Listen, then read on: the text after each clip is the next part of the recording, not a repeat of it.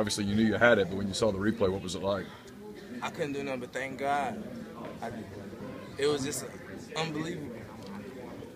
In that moment, I mean, they moved down the field quick. Were you sitting there thinking, we need to get a turnover? Or were you just thinking, stop?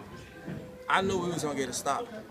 We that good of a defense. I knew we was going to come up and make a big play. I didn't know who it was going to be, you know, but I knew we was going to get a stop. Has it come to the point where you expect to be that guy to make those plays? Because you become an opportunistic guy where you're looking to make turnovers. Oh, yeah, no doubt.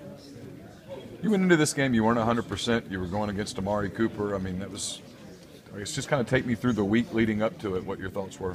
I've been watching film on Amari Cooper for about 4 weeks now. Bama offense about 4 weeks now. Everything they gave us, you know, it was pretty much like they lined up in a formation. I relayed to the safety relayed over there. We knew what was going on. Is that an admission that you guys were preparing for Alabama the last few weeks? We was preparing for Alabama, and I think it kind of showed up against Memphis. Is there any way to put into words, I mean, your experience in this program from the moment that you got here to this moment? I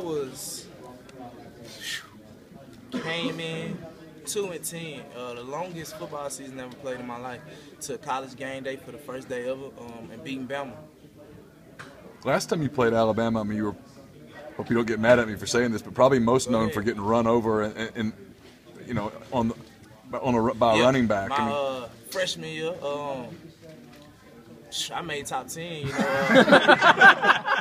One for the right reasons, but this is my last time playing Bama, and to go out the way I did, you know, I'm going to live with it for a very long time. Hoping to make top 10 again tonight? We'll see. CJ was emotional after the game. He spoke about how after that 2-10 season, you know, he thought about getting out of here. I mean, it was, how far down were you guys after that to get to this point? I mean, it's got to be rewarding. After, you know, that 2-10 season and we lost, you know, our head coach, you know, a lot of players was thinking about getting out. You know, I had been talking to a lot of baseball. I almost left to go play baseball, you know, and we talked to the coaches, you know, and we just decided to stay. You know, look where we at now. Hugh said he, at one point, kind of wanted to run you off, that you weren't bought in, all that stuff. I mean, no doubt.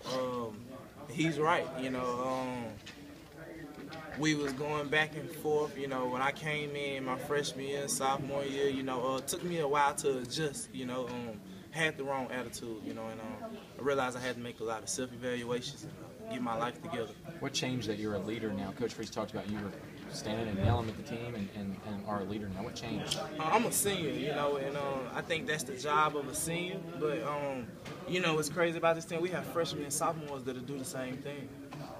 Did you ever regret turning down the money from the Red Sox? Nah, I don't at all. Or was there any point where you did?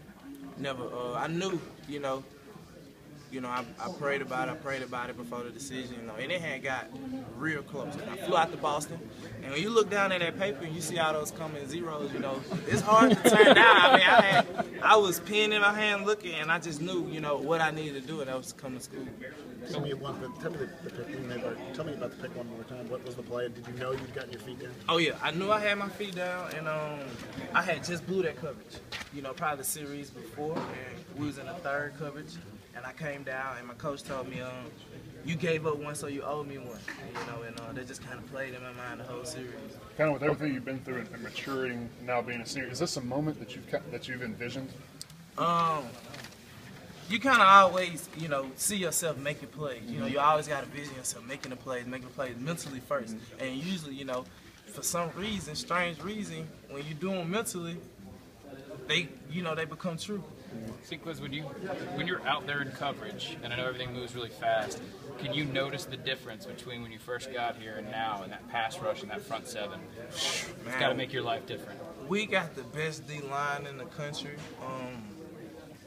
We on the verge of having the best defense in the country. That's what we try to do Sunday, Monday, Tuesday. It's just not on Saturday. It's an everyday thing. What's missing from being the best defense in the country? The end of the season. Okay. Senquez,